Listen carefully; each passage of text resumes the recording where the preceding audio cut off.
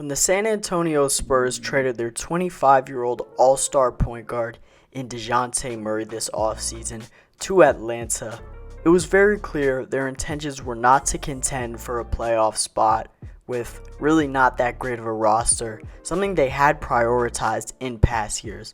They weren't putting winning first anymore, and they knew this team had to enter a complete rebuild.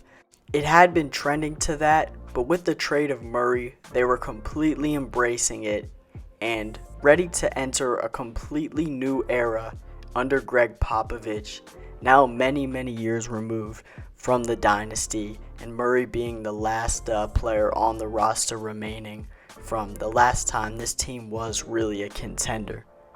And after surprisingly starting 5-2 to start the season with a ragtag group of young guys, the Spurs have now won 1 out of their last 15 games and currently sit at 6-17, last in the Western Conference, and are one of the leading contenders in the sweepstakes currently for the generational prospect out of France, the 7'3" big man Victor Wembanyama.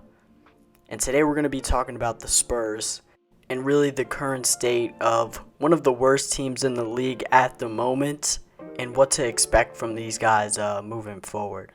And starting with this team, we have to start with their two very nice and I think very underrated wings in Devin Vassell and Keldon Johnson.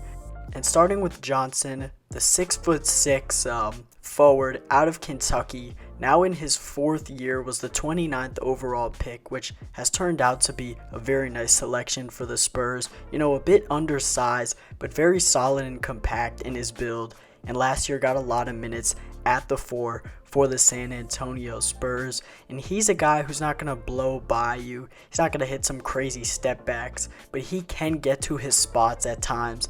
And right now, he's been the number 1 option on the Spurs team. He's averaging 20 a game, but his efficiency has not been that great, as he's putting up 50% true shooting, which is under league average. But I think we know on a good team this will not be Johnson's role. He's likely a high-end role player, and nonetheless, though, the Spurs have really found a player in Keldon Johnson, and he definitely looks like a keeper through this rebuild.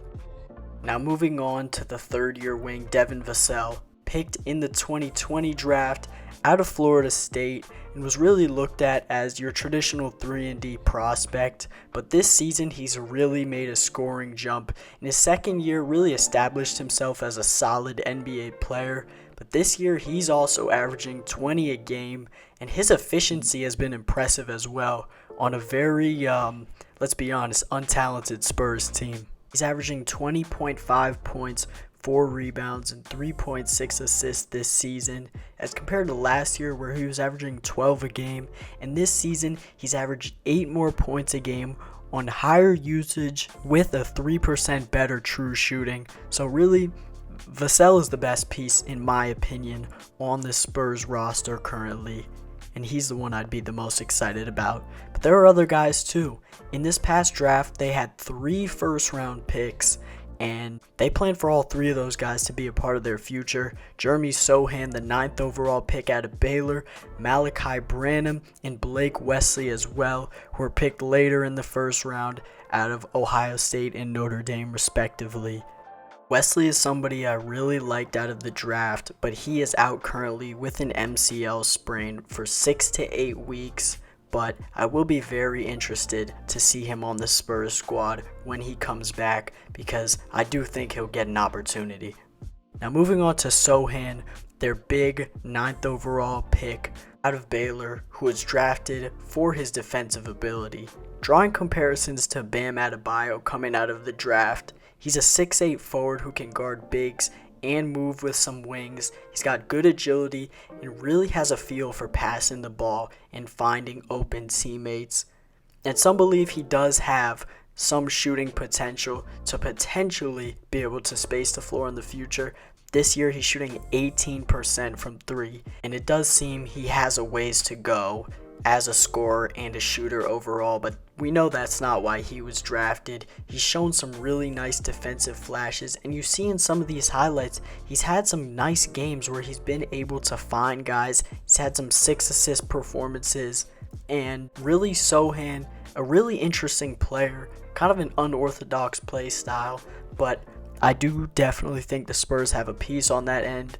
As I said, he was not drafted for his offensive ability, and being 19, he knew even while getting big minutes on the Spurs team and being the youngest ever Spurs opening night starter, we knew Sochan wasn't going to put up any crazy numbers in his rookie year, and he may never in his career, because his true value is on the defensive end. If you watch the Spurs and see how active he is on the defensive end, and you see those flashes of his passing ability very early in his career, I think he's on the right track to becoming a good player under Greg Popovich. And moving on to Malachi Branham, another 19-year-old out of Ohio State, the 6'5" wing/guard, was known for his mid-range scoring at his 1 year for the Buckeyes. And he did shoot well from three, but many scouts had questions about if that would translate to the NBA because he didn't shoot at a super high clip.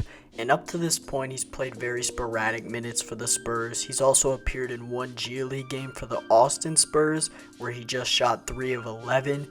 But I do think those G League reps he will most likely get more of will be very valuable. But as I say, he will most likely get more G League reps. It's also a possibility he could get more NBA reps due to the Josh Primo situation. And so far, he's shot pretty poorly, just averaging 5 a game in 17 games played at the NBA level. But if I'm a Spurs fan, I wouldn't have that many concerns. It's very, very early in his career. He's 19 years old. And I do think Malachi Branham is a player who can turn himself into, a 12, 13 points per game guy with good defense. But he's a solid prospect they have in terms of this young core. And there's really not much to say about him right now because we don't have much to judge him off of. He's someone I like on this Spurs squad, no doubt. And someone else I like is Tre Jones, brother of Tyus Jones, has been the starter this season for the Spurs and someone who takes care of the ball so well and is a very nice defender. In fact, he has one of the best defensive Raptors in the NBA and is also one of the better guys in assist to turnover ratio, just like his brother Tyus. They're two very similar players. And Jones isn't someone who I think has, some huge upside or ceiling, but he's a very solid guard and someone who you definitely want on your team, and maybe isn't, or probably isn't, your lead guard on a really good team, but could make, and I think will make out for great backup in the league. As I said, can defend very well, especially for someone of his size.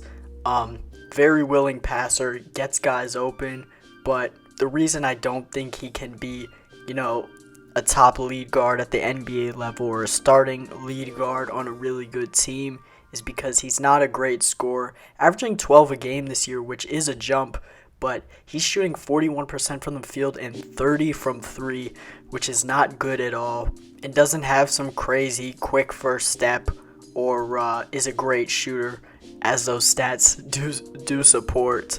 But I do think he's someone who's very well-rounded besides his scoring as a point guard and as a player. And he's a solid guy for the Spurs. Looking at the rest of this roster for San Antonio, it really isn't very inspiring. But I do think Doug McDermott, Jakob Poeltl, and Josh Richardson are guys that could possibly be sold off at the trade deadline to contenders or just playoff teams in general that could be looking for. With McDermott, shooting obviously is his calling card. With Josh Richardson, he's a good perimeter defender and has scored the ball well at points in his NBA career. Not super consistent though. And Jakob Poeltl's a great rebounder and rim protector. Struggles with free throws, but he's a very, very solid center. After going through this roster, you really can see, even with Greg Popovich as their head coach, one of the greatest coaches ever, why this team is so bad. But I do think they picked the right time to rebuild before a very, very good 2023 draft, and they're in the very early stages to this rebuild, but there are some promising signs with players such as Keldon Johnson, Devin and Jeremy Sochan, as well as others, and they did acquire multiple first-round picks in the DeJounte Murray deal.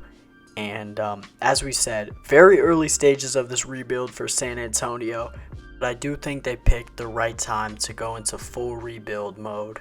And comment below, if not the Spurs, who do you think will get Victor Wembanyama? Thank y'all for watching, and peace out.